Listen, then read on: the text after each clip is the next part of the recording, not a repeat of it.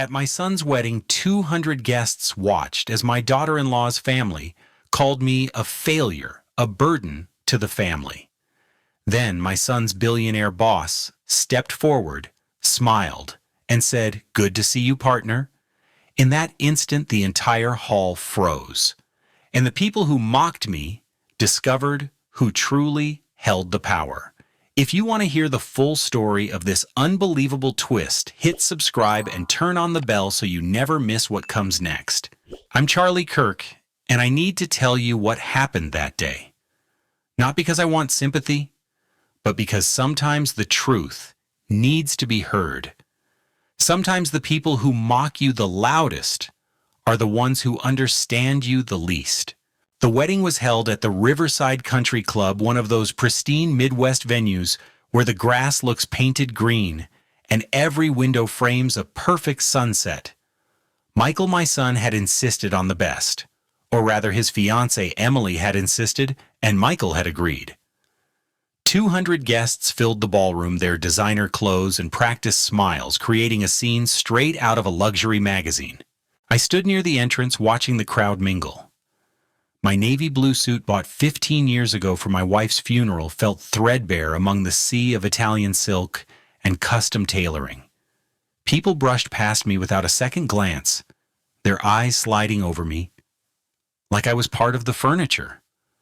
A few who did recognize me offered tight smiles before quickly moving on to more interesting company.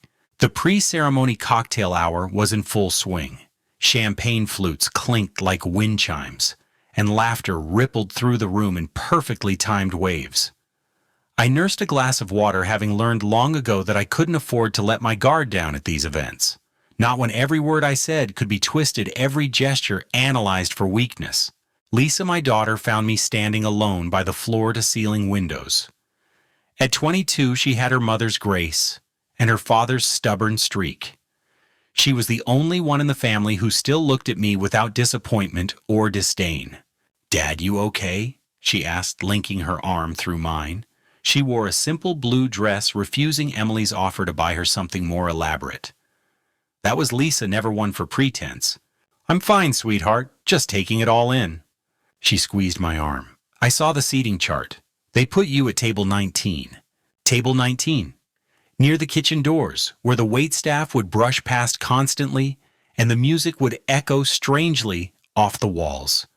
I'd paid for half this wedding-written checks that had drained what was left of my savings, but my name appeared nowhere on the invitations, the programs, or apparently the priority seating list. "It's just a table," I said. "It's disrespectful," Lisa countered, her voice sharp. "You paid for the flowers, the band, the photographer. Mom would be furious if she knew how they were treating you." "Your mother." Sarah had been gone for 6 years now, but sometimes it felt like yesterday. She would have known how to handle this situation with grace. She would have found a way to bridge the gap between Michael and me, to soften Emily's edges, to make Sandra Carter, Emily's mother, see past the surface. The wedding coordinator, a bird-like woman with a clipboard perpetually clutched to her chest, announced it was time for the ceremony.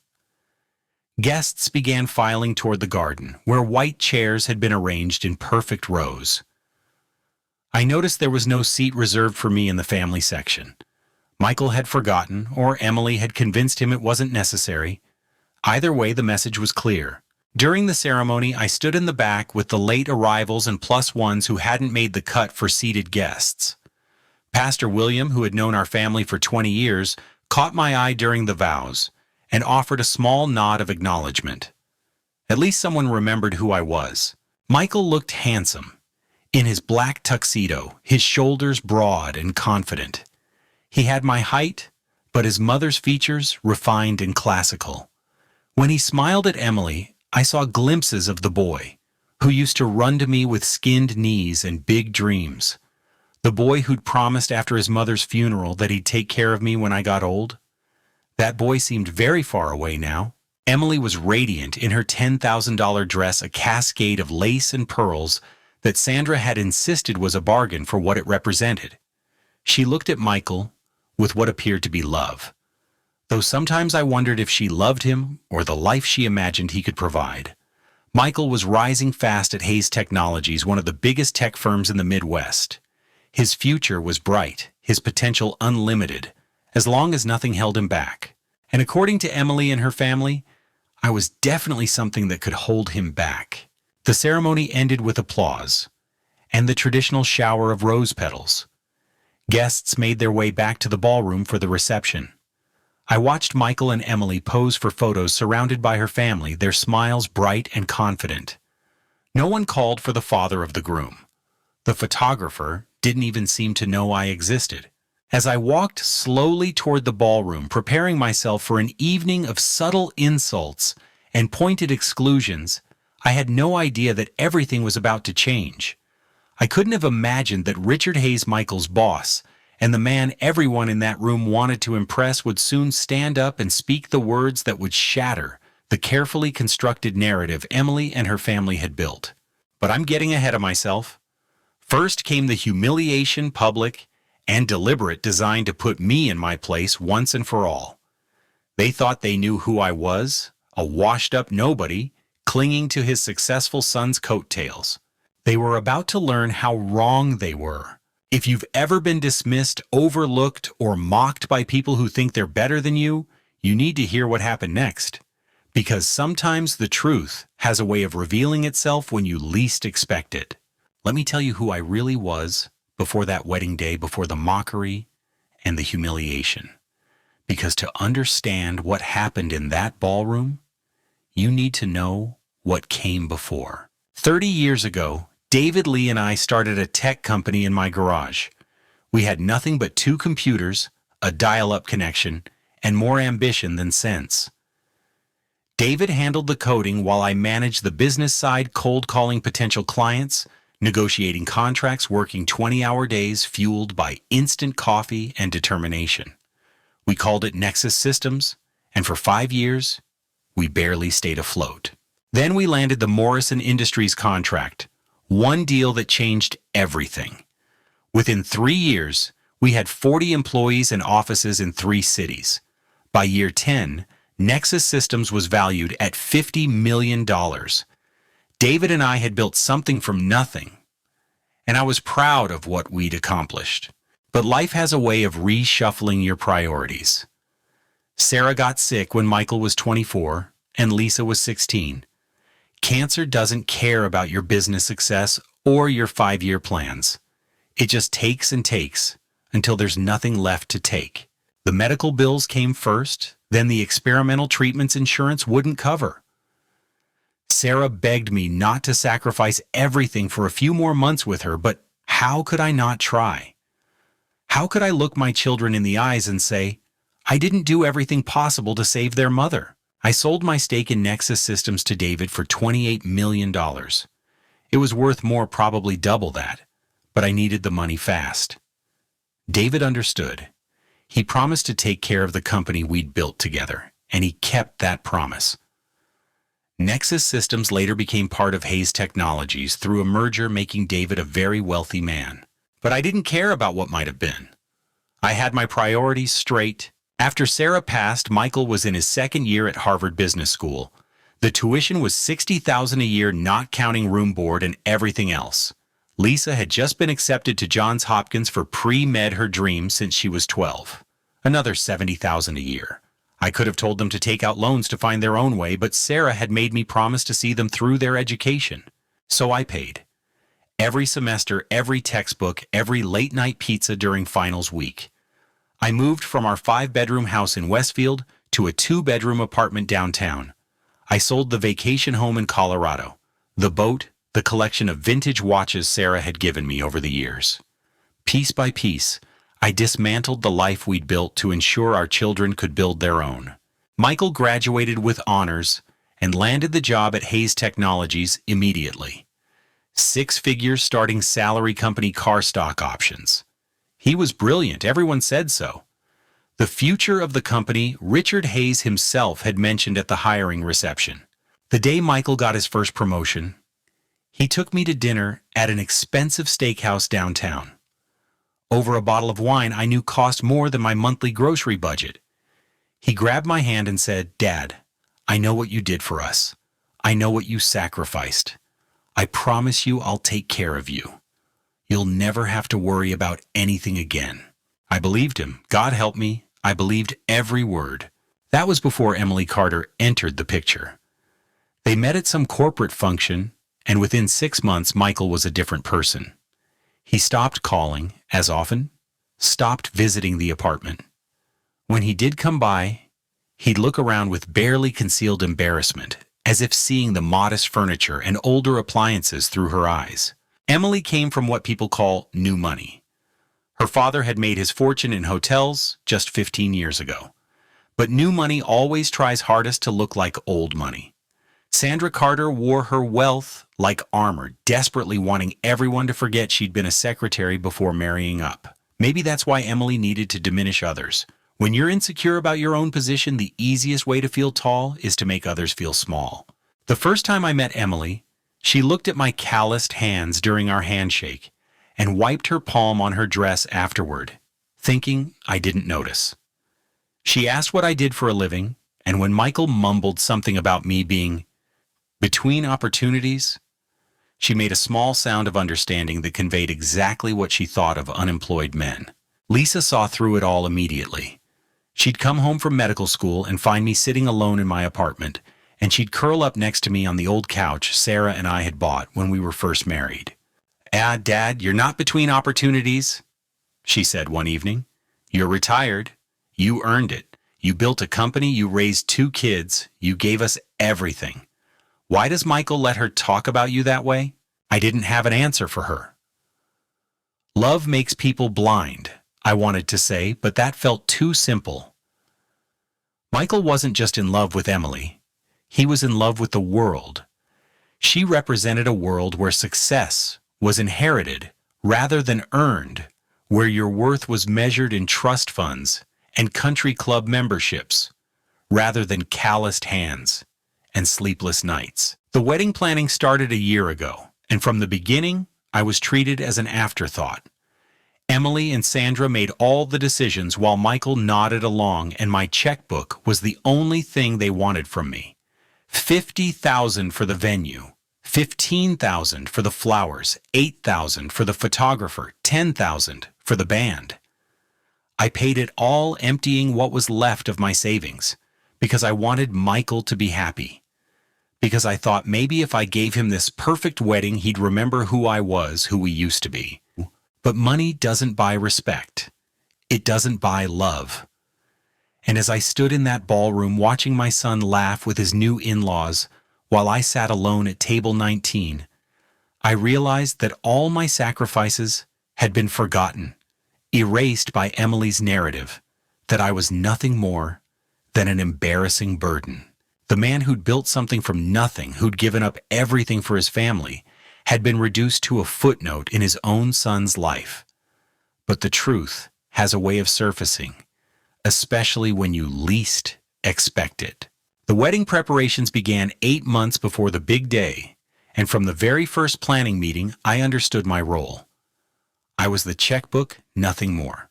Sandra Carter had taken charge immediately arriving at the initial consultation with a thick binder labeled Emily's Dream Wedding, and an attitude that suggested any input from me would be both unwelcome and unnecessary.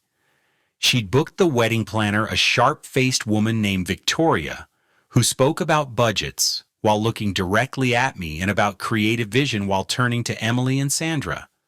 "We'll need the deposit for the venue by Friday," Victoria announced during that first meeting. $15,000 to secure the Riverside Country Club. I wrote the check in silence while Emily and her mother discussed color schemes. "The florist I have in mind requires a 50% deposit up front," Victoria continued. $7,500. Another check. Emily didn't even glance in my direction. "And the band, they're very sought after. We'll need to lock them in immediately. 10,000, total 5,000 now." Check after check after check. By the end of that meeting, I'd written $30,000 in deposits, and not once had anyone asked my opinion on anything.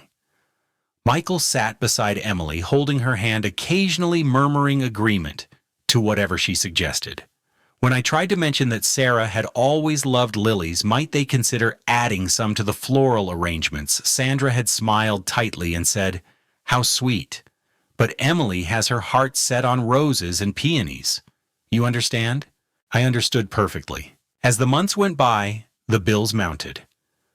The photographer Emily wanted had shot for Vogue, apparently. $8,000.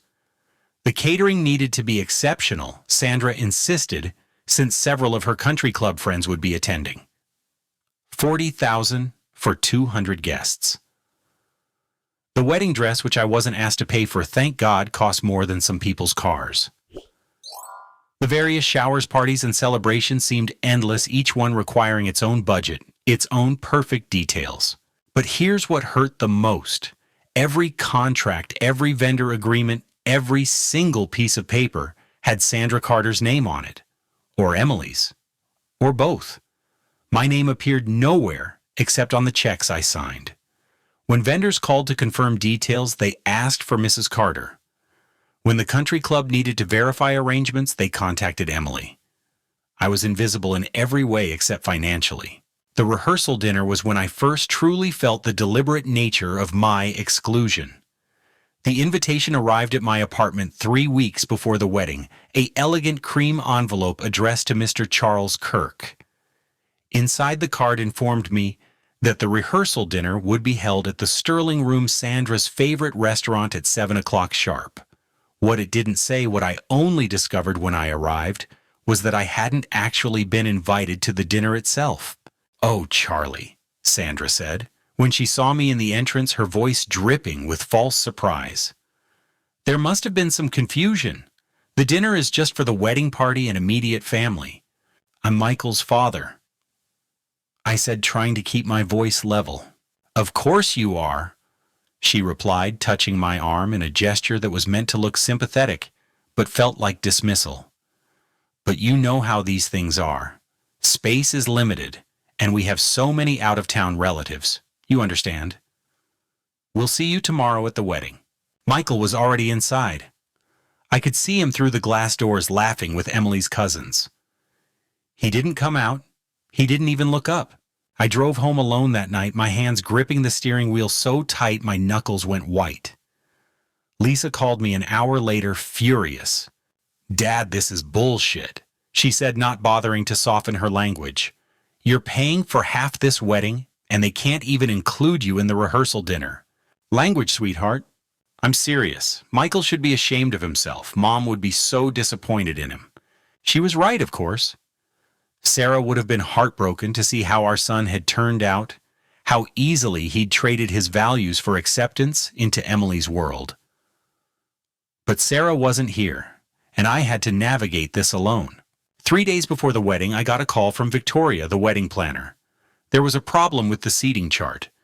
"Mr. Kirk, I'm so sorry, but there seems to have been an oversight. Your name wasn't included in the original seating arrangement. We're having to make some last-minute adjustments." An oversight?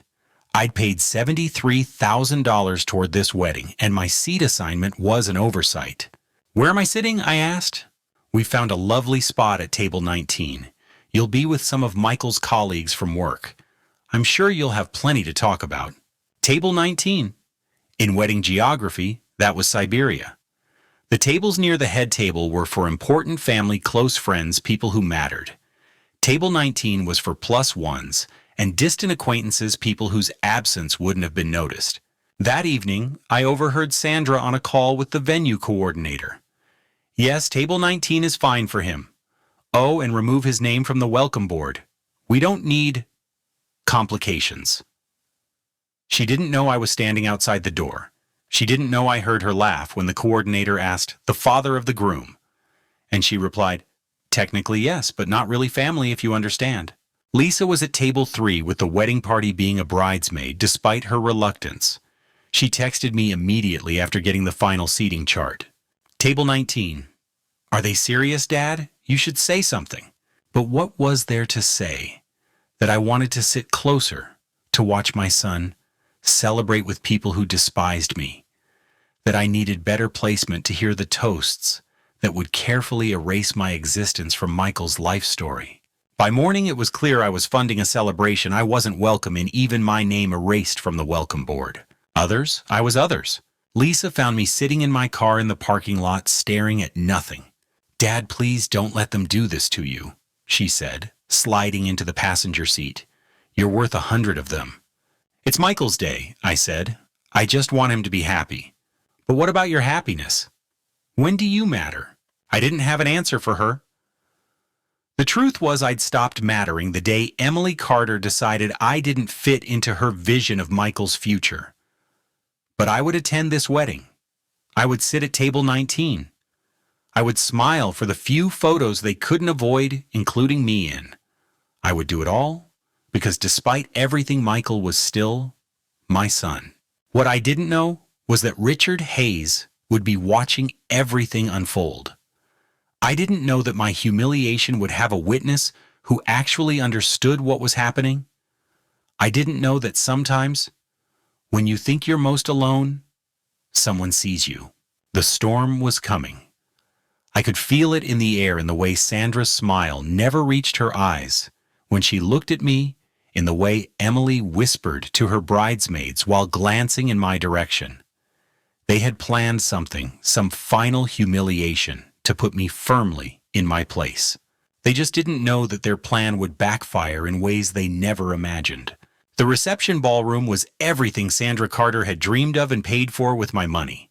Crystal chandeliers cast rainbow patterns across the ivory tablecloths, each table adorned with towering centerpieces of white roses and peonies that probably cost more than most people's monthly rent. A jazz quartet played softly in the corner, their smooth melodies mixing with the clink of champagne flutes and the practiced laughter of the social elite. I found table 19 exactly where I expected it to be, tucked in the corner, near the kitchen's swinging doors. Every few minutes a waiter would burst through carrying trays of appetizers, and the smell of garlic and butter would overpower the expensive perfumes of the nearby guests. My table mates were already seated, a collection of Michael's junior colleagues, who looked as uncomfortable as I felt. "You must be with the bride's side." One of them ventured, a young man named Thomas, who worked in Michael's department. "I'm Michael's father," I said. Thomas didn't ask why I was there, but I saw him lift his phone not to film me, just to text someone, "This isn't right." The silence that followed was deafening. Thomas exchanged glances with the others, clearly trying to reconcile why the groom's father was sitting at the worst table in the room. He opened his mouth, probably to ask, then thought better of it, and turned his attention to his champagne. From where I sat, I could barely see the head table. Michael and Emily were centered, of course, flanked by their wedding party. Emily glowed with triumph, her smile bright as she accepted congratulations from a steady stream of well-wishers. Michael looked handsome, but tense, his eyes scanning the room occasionally, though never landing on table 19. The cocktail hour stretched on, and I nursed a single glass of water while watching the choreographed social dance play out.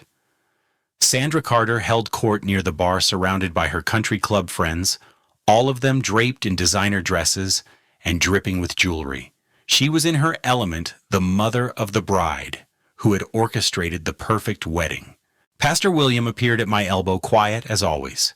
He'd aged in the years since Sarah's funeral, his hair now completely silver, but his eyes were still sharp and kind.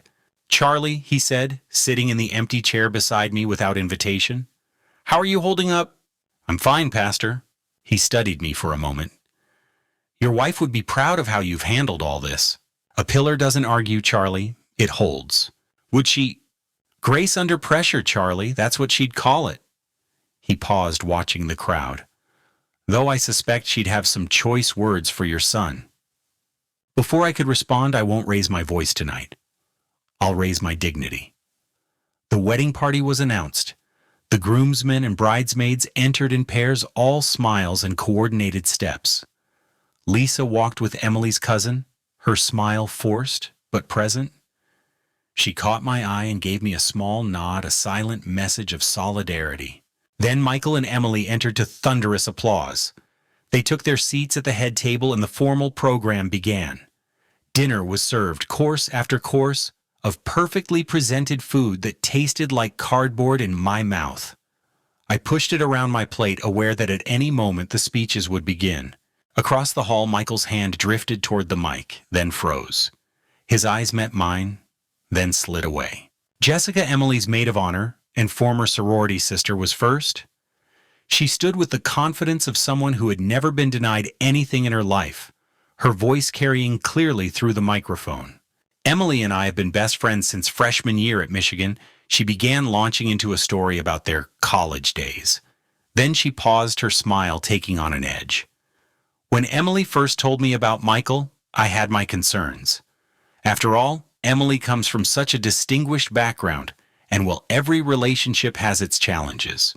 She glanced briefly in my direction so quickly most people would have missed it, but I didn't. But Emily saw something special in Michael. Jessica continued. She saw his potential, his ambition, his desire to rise above his circumstances. And hasn't he done just that? Despite certain challenges in his family situation, Michael has become exactly the kind of man Emily deserves. Challenges, circumstances. The words were carefully chosen, each one a small dagger designed to wound, without seeming overtly cruel. A few people at nearby tables shifted uncomfortably, but most nodded along, oblivious to the subtext.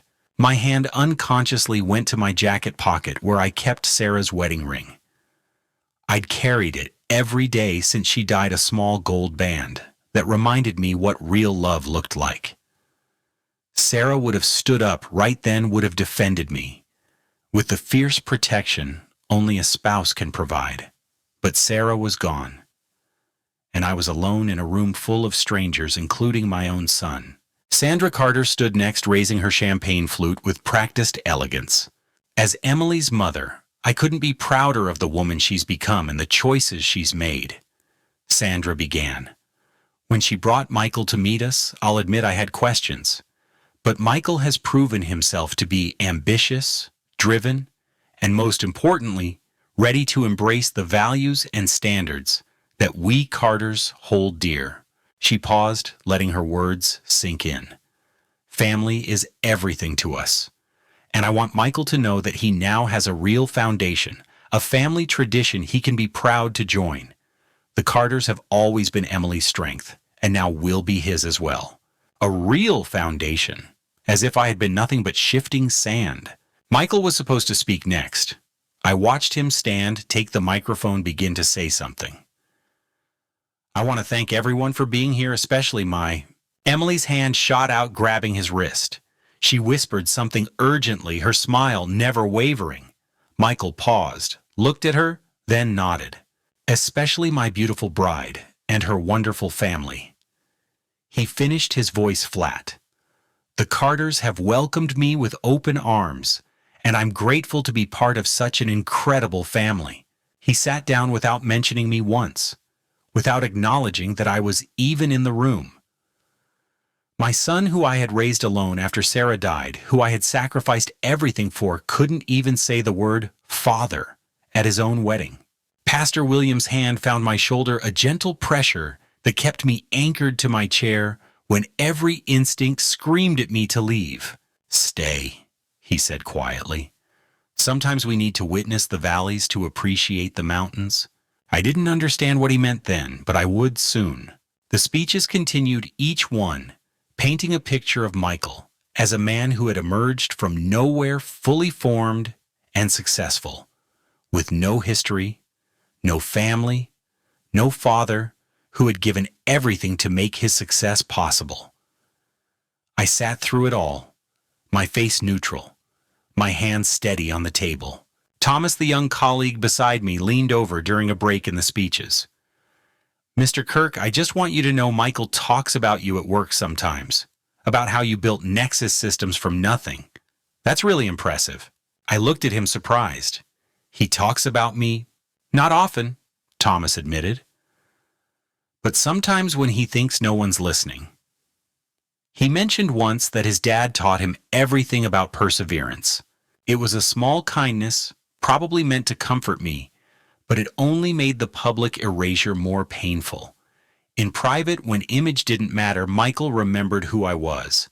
But here in front of 200 witnesses, I was invisible. The dinner continued, the jazz quartet playing through the awkward silences between speeches. I watched my son laugh with his new in-laws, watched him kiss his bride, watched him become someone I didn't recognize. And through it all, I held my peace, because that's what fathers do. We endure. We sacrifice. We love, even when that love isn't returned.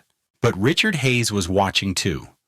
I didn't know it then, but Michael's boss had been observing everything, the seating arrangement, the speeches, the careful omissions. He was putting pieces together, understanding a story that was being deliberately untold. The storm was building, and soon, very soon, it would break. The moment that changed everything came during the informal mingling period after dinner. Guests had begun to move between tables, champagne flowing freely, voices growing louder and more relaxed. I remained at table 19 watching the celebration from my corner when I saw Richard Hayes approaching the head table. Richard Hayes was impossible to miss. At 55, he commanded attention, without trying, his silver hair perfectly styled, his presence filling whatever room he entered. As CEO of Hayes Technologies, he was Michael's boss, and the man whose approval could make or break careers. Everyone in that ballroom knew who he was, and everyone wanted his attention. I watched him congratulate Michael, shake hands firmly, then turn to Emily, with the practiced charm of someone comfortable with social pleasantries. They chatted for a moment, Emily's laugh bright and artificial, the kind of laugh designed to impress rather than express genuine joy. Then Emily's eyes found me across the room. I saw the moment an idea formed her smile, shifting into something sharper. She touched Richard's arm, gestured in my direction, and began leading him through the crowd toward table 19. My stomach tightened. I knew that look, had seen it on Sandra's face enough times to recognize when someone was about to be put in their place. I reached for my water glass, my hand steady despite the anger building in my chest. "Richard, there's someone you simply must meet," Emily said as they arrived at my table, her voice carrying that false sweetness that barely masked her contempt. The conversations around us quieted people, sensing drama about to unfold. I stood extending my hand professionally. "Richard, good to see you." Richard looked puzzled, but shook my hand politely. "I'm sorry, have we met?" "Oh, this is just Michael's dad," Emily interjected before I could respond, her tone making the word "just" carry the weight of 1,000 dismissals. Then she paused as if considering whether to continue, though I knew she'd planned this moment carefully. Well, how do I put this delicately? He's just an unemployed loser who's been living off Michael's success." The words hung in the air like a physical presence. Someone gasped. A few people laughed nervously, unsure if this was some kind of joke. More pulled out their phones, sensing something worth recording. "Emily." Michael's voice came from behind her, weak and uncertain. He'd followed them over, arriving just in time to hear his bride's pronouncement. "That's not—" "Oh, honey, it's fine," Emily said, waving her hand dismissively. "Richard should know the truth about your background. It makes your success even more impressive, doesn't it? Rising above such humble beginnings." 200 guests had turned to watch now. I could see the phones lifting the cameras, focusing everyone eager to capture this moment of public humiliation. The father of the groom relegated to the worst table, now being openly mocked by the bride. I felt my wallet in my pocket, the weight of it familiar. Inside was a photo I always carried, Sarah and me on our wedding day, both of us young and hopeful, unaware of what life would bring. I thought of her strength during her illness, how she'd faced death with more dignity than Emily had ever shown in life. Sarah would have wanted me to maintain that same dignity now. Richard was studying me carefully, his expression unreadable. "Unemployed," he repeated slowly. "Work for years." Emily confirmed, warming to her theme. "Just sitting around while Michael does all the work." "And before you ask, Richard, there's no family inheritance either. He spent everything, every penny. There's nothing left for Michael to inherit. We're building our future from scratch, despite his father's poor financial decisions. It's really quite sad. We've tried to help, of course, but some people just can't seem to get their lives together. Sandra had materialized beside her daughter, adding her voice to the humiliation. We've all had to make adjustments for Michael's family situation, but love conquers all, doesn't it? The laughter spread through the crowd, not kind laughter, but the cruel amusement of people grateful they weren't the target. I saw Jessica recording on her phone, her smile vicious. Other guests whispered behind their hands, the story already growing, already spreading. Michael stood frozen, his face pale.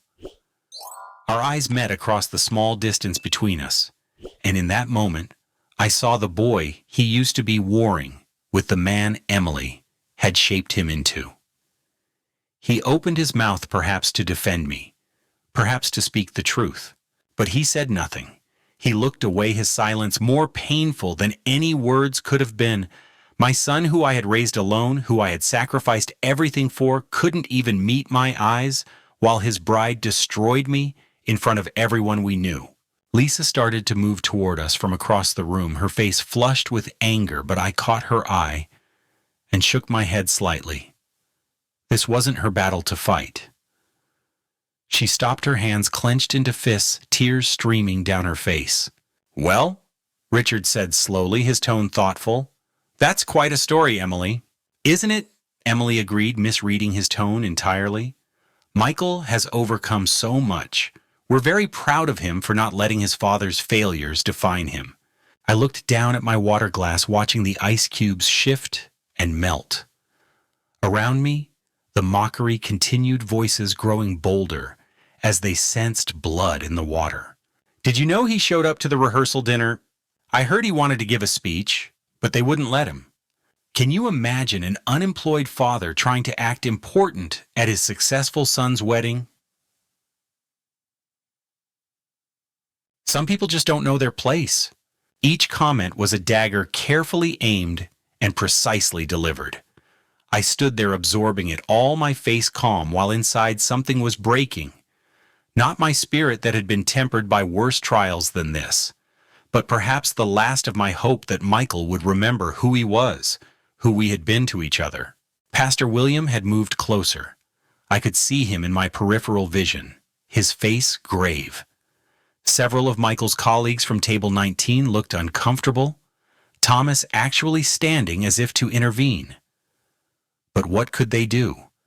This was Emily's show, her moment of triumph. "Nothing to say for yourself?"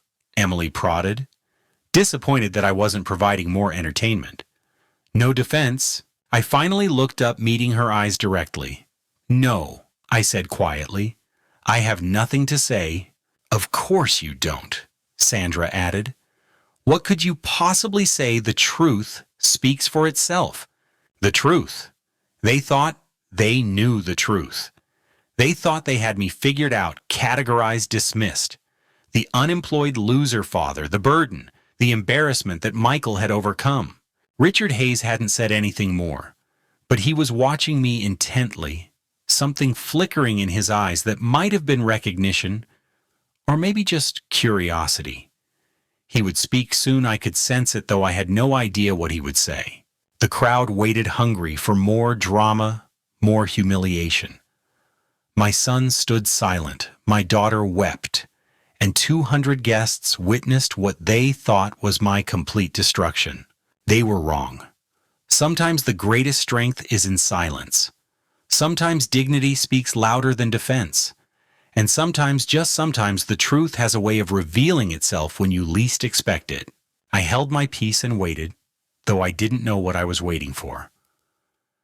That would come next in a moment that would change everything. Richard Hayes stood perfectly still for what felt like an eternity, his eyes never leaving my face. The ballroom held its collective breath, waiting for him to join in the mockery, to add his voice to the chorus of humiliation. Emily stood beside him, her smile confident, already basking in what she assumed would be his agreement. Then Richard did something no one expected. He laughed. Not the cruel laughter that had been rippling through the crowd, but something deeper, more genuine, tinged with what sounded like disbelief. Unemployed loser. Richard repeated, his voice carrying clearly through the silent ballroom. Is that what you just called Charlie Kirk? Emily's smile flickered with uncertainty. Well, yes, I mean, he hasn't worked in years. Michael has told you nothing apparently. Richard interrupted, his tone sharp enough to cut glass. He turned to face the crowd, all 200 guests hanging on his every word. Let me tell you something about Charlie Kirk that his son seems to have forgotten to mention. The atmosphere shifted. Phones that had been recording my humiliation stayed raised, but now they were capturing something else entirely. 15 years ago, I was nobody. Richard began, his voice steady and clear. I had an idea for a software company, revolutionary technology that could change how businesses manage their data. But I was 28 years old, with no track record, no collateral, and no chance in hell of getting traditional funding. Every bank laughed me out of their offices. Every venture capitalist told me I was dreaming. He paused, looking directly at me. Then David Lee introduced me to Charlie Kirk. A murmur ran through the crowd. David Lee, everyone knew David Lee, the legendary tech investor who sat on the boards of half the Fortune 500 companies in the Midwest. Charlie listened to my pitch in a coffee shop. Richard continued. I had nothing but passion and a laptop with a buggy prototype. You know what he said? He said, "Kid, I see something in you that reminds me of myself 20 years ago. Let's make this happen." Emily's face had gone pale. Sandra Carter's mouth hung slightly open. Without this man, Richard gestured toward me, I wouldn't even be standing here today. Charlie Kirk gave me my first $1 million investment when no bank would look at me. He funded my startup from his own pocket, believed in a nobody like me when everyone else saw failure. That's not possible, Emily stammered.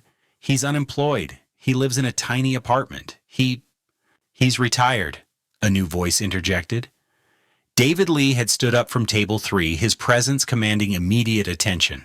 At 65, David was a legend in the tech world, and when he spoke, people listened. Charlie and I built Nexus Systems together, starting in his garage with nothing but determination and sleepless nights. That company became the foundation for what is now Hayes Technologies. The murmur grew louder. Several people were frantically Googling on their phones, pulling up old articles connecting dots that had been deliberately obscured. David walked toward us, his steps measured.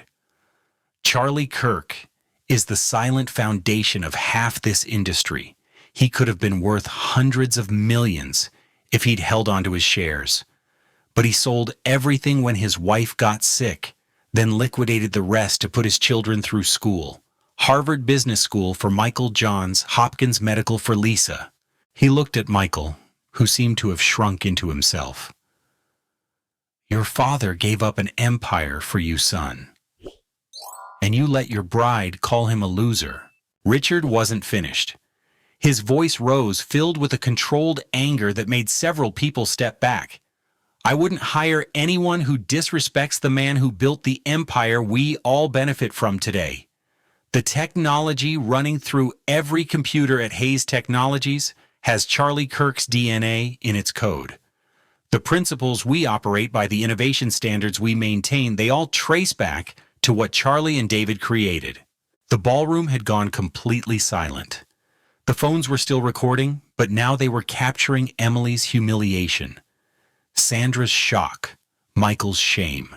But he never said anything. Emily whispered, her voice barely audible. He never told us. Because that's not who Charlie is, Richard replied. He doesn't brag. He doesn't need to announce his accomplishments. He just quietly does what needs to be done, whether that's building a company or sacrificing everything for his family. Pastor William stepped forward, then his voice gentle but clear. Pride comes before a fall, Emily. Perhaps you should have asked questions before making assumptions. Lisa had made her way to my side, tears streaming down her face. She took my hand, squeezing it tight. I told you, Dad, she whispered. You're the real pillar. You always have been. The crowd's energy had completely shifted. Where moments ago there had been laughter at my expense, now there was stunned silence mixed with murmurs of disbelief and secondhand embarrassment. I saw people looking at Emily with disgust at Sandra, with disdain at Michael, with something approaching pity. Thomas, the young colleague from my table, stood up. Mr. Kirk mentored my father 20 years ago. My dad still talks about him. Says Charlie Kirk is the most decent man he ever met in business. Another voice from across the room. He funded the scholarship that put me through college. I never knew who the anonymous donor was until now. More voices joined in, people suddenly remembering connections, stories they'd heard, pieces of a puzzle clicking into place.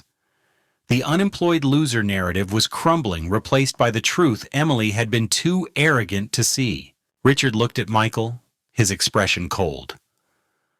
I'm deeply disappointed, Michael.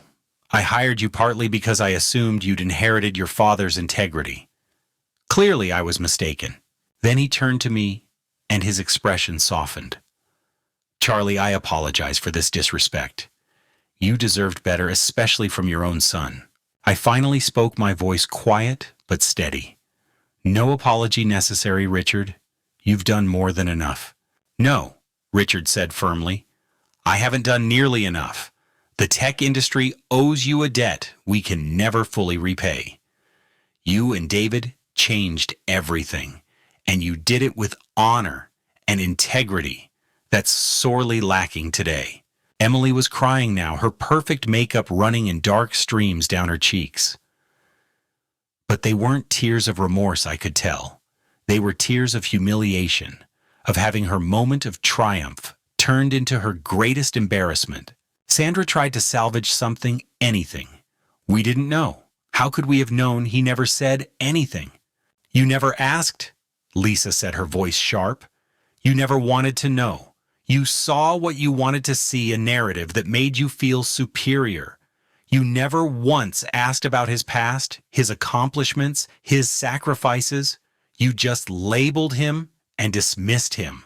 The wedding photographer had been capturing everything, his camera clicking rapidly. Tomorrow, these images would tell a very different story than the one Emily had planned. The bride who tried to humiliate her father-in-law, only to discover she'd married into a legacy she never bothered to understand. Jessica had stopped recording, her phone hanging limply in her hand. The maid of honor who'd mocked challenges and circumstances now understood she'd been talking about a man who'd overcome more than she could imagine. The band had stopped playing at some point during Richard's revelation. The silence was deafening, broken only by the soft sound of Emily's sobs and the whispers spreading through the crowd like wildfire. I stood there, still holding Lisa's hand, still maintaining the dignity Sarah would have expected. I hadn't asked for this vindication, hadn't wanted this scene. But sometimes the truth has its own timing, its own way of emerging when the lies become too heavy to bear. Michael finally looked at me, his eyes red, his face crumpled with shame. He opened his mouth, perhaps to apologize, perhaps to explain. But what was there to say? How do you apologize for allowing your father to be mocked in front of 200 people? How do you explain choosing your bride's narrative over the truth you've always known? The revelation was complete. The truth was out, and nothing would ever be the same. The champagne flute slipped from Emily's fingers and shattered against the marble floor, the sound sharp and final in the silent ballroom. The golden liquid spread across the white marble like a prophecy of the marriage that had just been stained beyond repair. Emily stood frozen, her face drained of all color, her mouth opening and closing without producing any sound. Sandra Carter attempted to salvage the moment with a laugh that came out strangled and desperate. We didn't know. She managed her hands, fluttering nervously at her throat, where her pearl necklace suddenly seemed too tight. How could we have known this is all just a misunderstanding? But there was no misunderstanding. The truth hung in the air like smoke after an explosion, impossible to wave away or ignore. Every guest in that ballroom now knew exactly who Charlie Kirk was and exactly what Emily and her family had tried to do to him. Jessica, the maid of honor, who had so cleverly talked about challenges and circumstances, was now staring at her phone, as if it held the secrets of the universe. Her face had turned a deep crimson that clashed horribly with her pink bridesmaid dress. She kept scrolling, desperate to look busy, to be anywhere but standing there in her shame. Then something unexpected happened. From table 5, an older gentleman stood up and began to clap. Slowly, deliberately, his applause echoed through the silent ballroom. "Charlie Kirk," he said loudly. "A man of true character." Another person stood, then another. Within moments, a dozen guests were on their feet applauding the man who had been mocked and humiliated just minutes before. The contrast was stark and deliberate. They were choosing sides, and they were not choosing Emily's. But the Carter family table remained seated, frozen in their mortification. Emily's cousins stared at their plates. Her aunts whispered frantically behind their hands. Her father, who had remained silent throughout the entire ordeal, looked like he wanted to disappear into the floor. The applause died down, leaving an even heavier silence in its wake.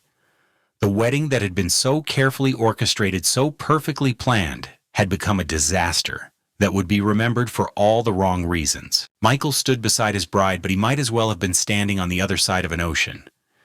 His body trembled visibly, his hands clenched and unclenched at his sides, and his face had taken on a grayish pallor that made him look ill. He kept starting to turn toward me, then stopping, as if he couldn't bear to face what he had allowed to happen. "Michael," Emily whispered, reaching for his arm, but he pulled away from her touch as if it burned. The whispers started then spreading through the crowd like wildfire. Can you believe she called him a loser? After everything he sacrificed for his children. The poor man sitting there at table 19 while she mocked him. Did you see Michael just stand there? His own father? I would never marry someone who treated my family that way. The wedding is ruined, completely ruined. Each whisper was a nail in the coffin of Emily's reputation, of the Carter family's standing, of the perfect image they had tried so hard to project. The very people they had wanted to impress were now looking at them with disgust and disappointment. Sandra tried again, her voice pitched too high, her smile grotesque in its desperation. "Perhaps we should all just move on to the cake cutting. This is still a celebration after all." But no one moved. No one wanted to celebrate anymore. How could they toast to a marriage that had been revealed to be built on such cruelty and deception? Emily finally found her voice, though it came out cracked and unsteady. "I didn't mean... I was just... Michael told me..." "Don't," Michael said, suddenly his voice sharp. It was the first time he'd spoken since the revelation, and the word cut through the air like a blade. "Just don't, Emily." She turned to him, mascara running down her cheeks in dark rivers. "But honey, I was just trying to..." "To what?" Michael's voice broke. "To humiliate my father, to destroy him in front of everyone we know." "Well, congratulations.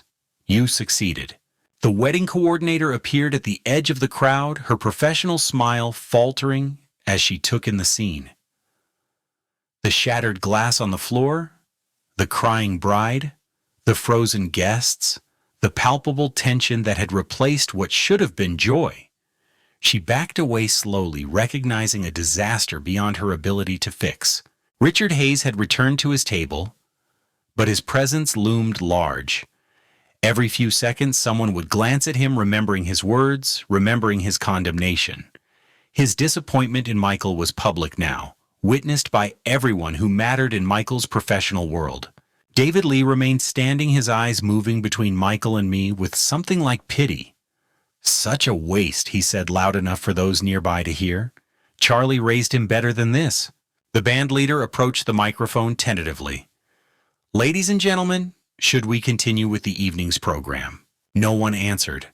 How could the evening continue?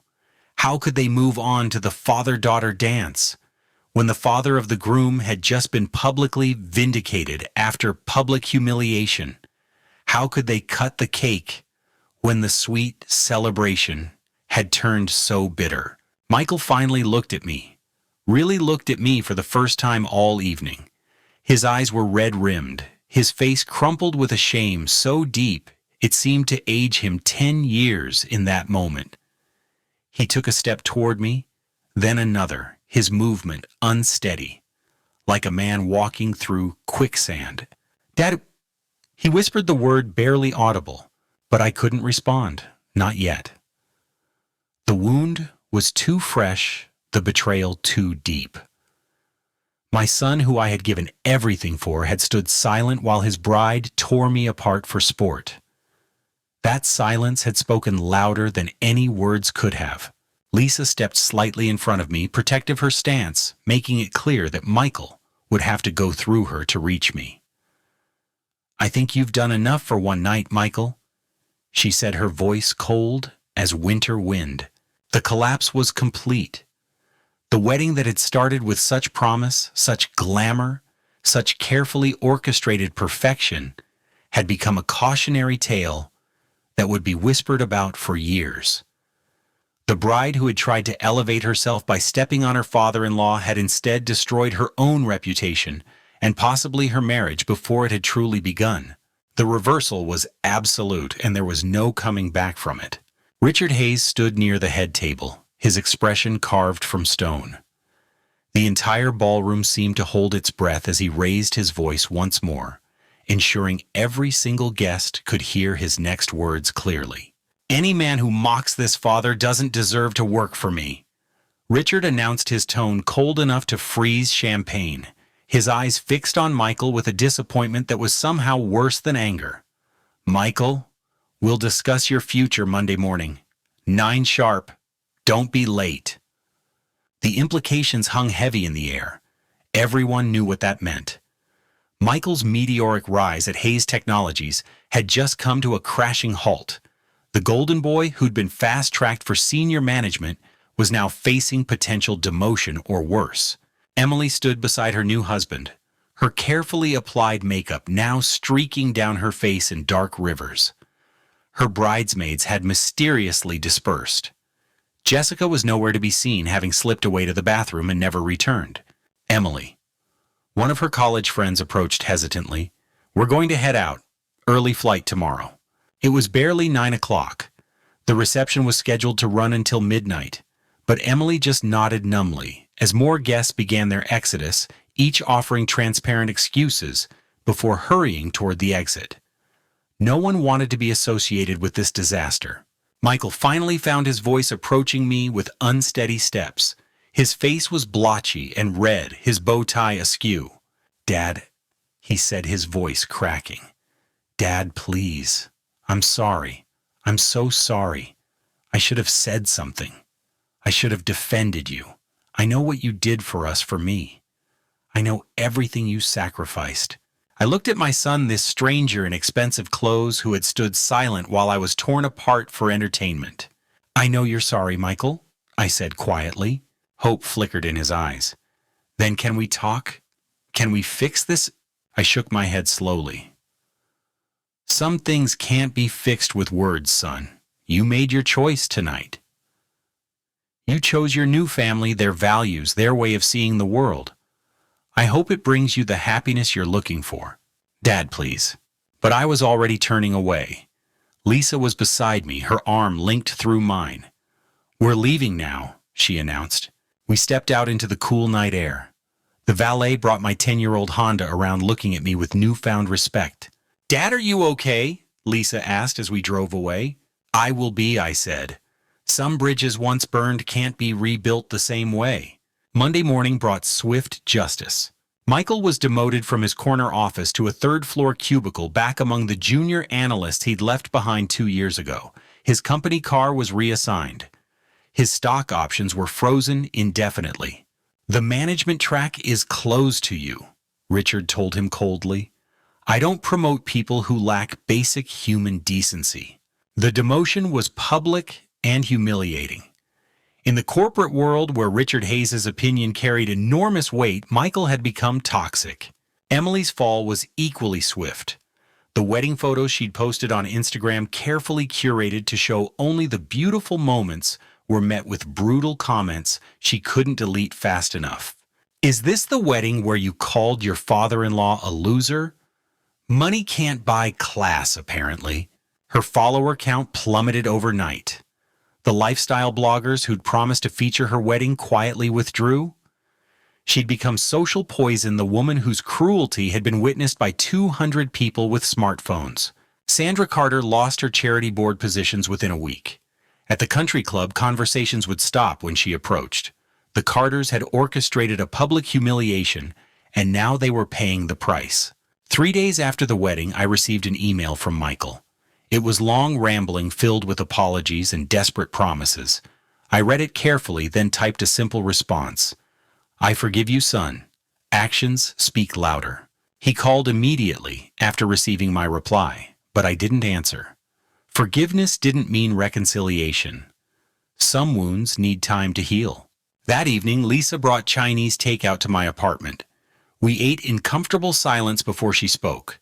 Michael's been calling me, she said. He's desperate, Dad. Emily moved back to her parents' house. Their marriage is basically over. I'm sorry to hear that, I said, and I meant it. He says Richard Hayes won't even look at him. His co-workers avoid him. He eats lunch alone every day.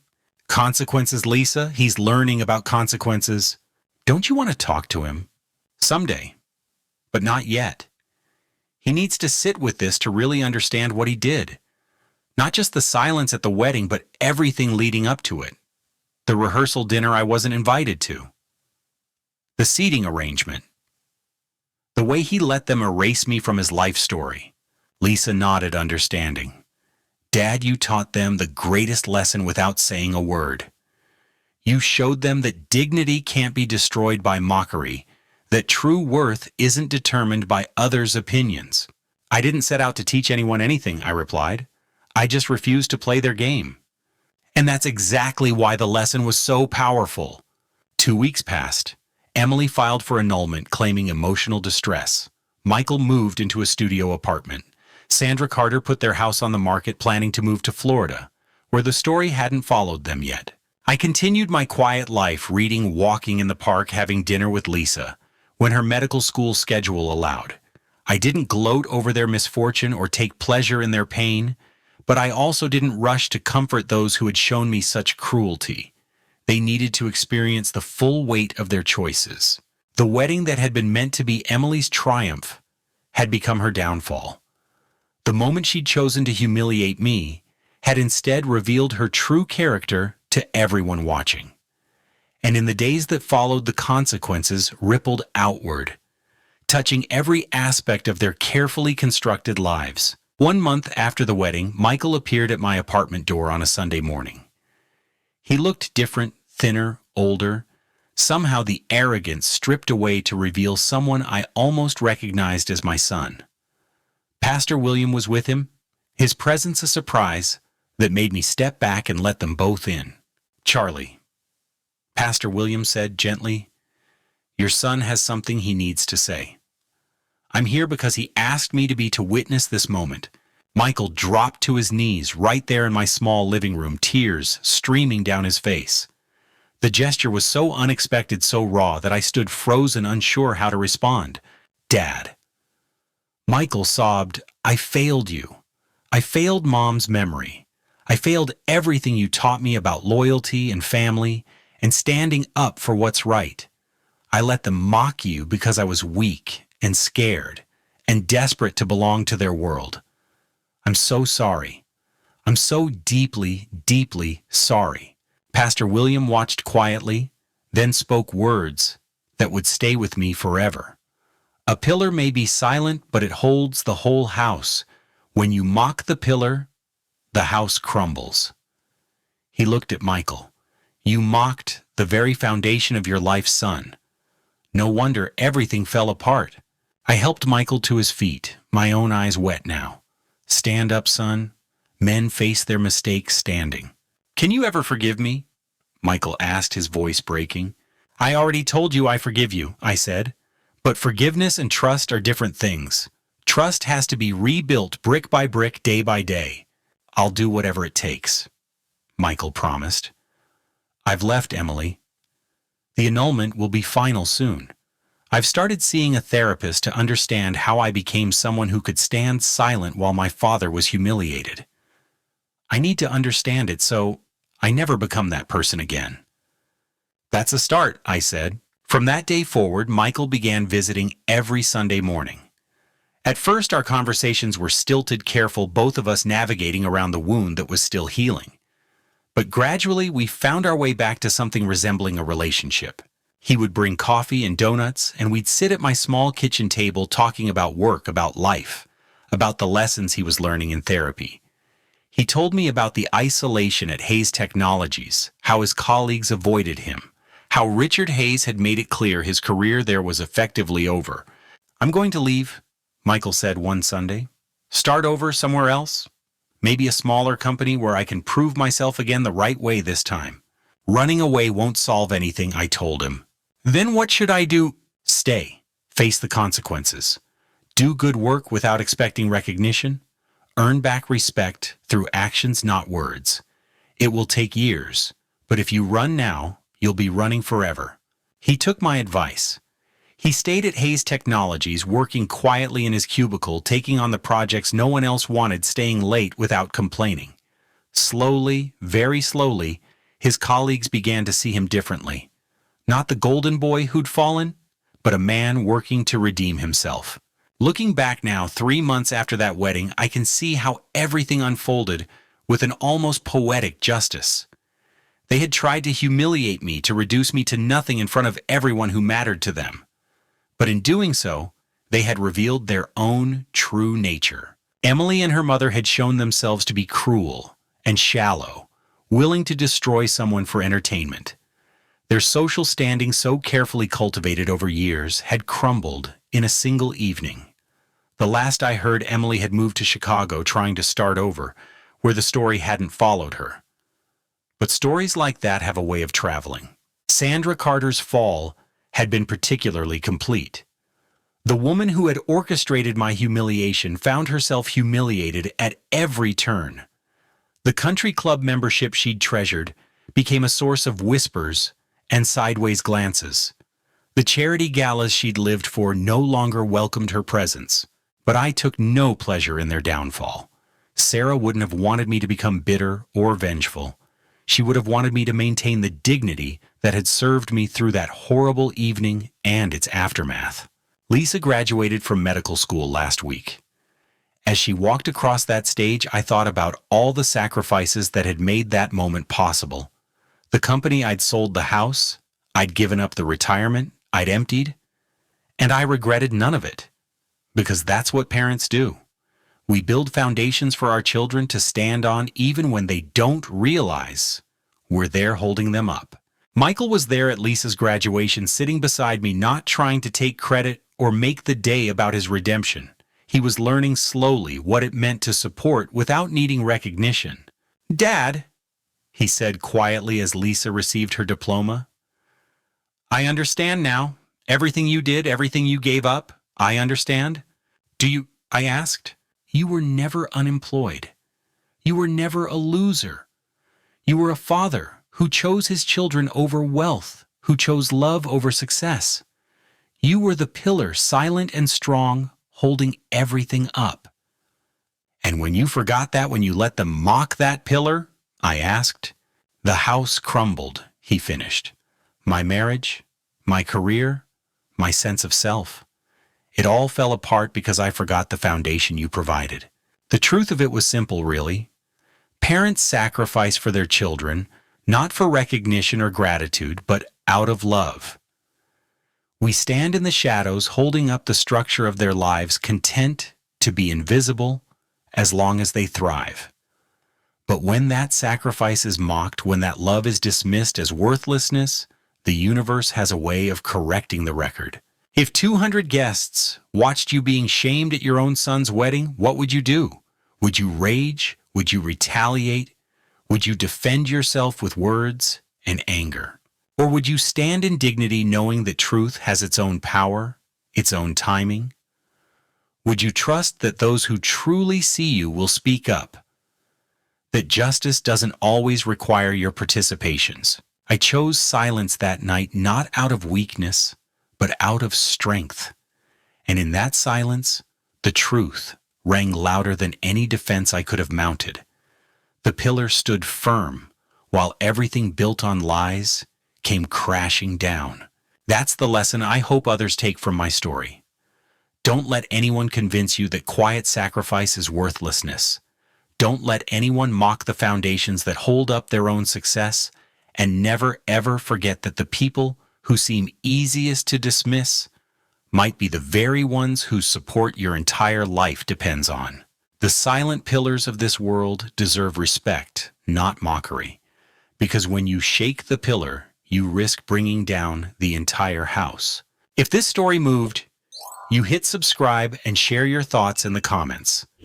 Your support helps bring more true family stories to light.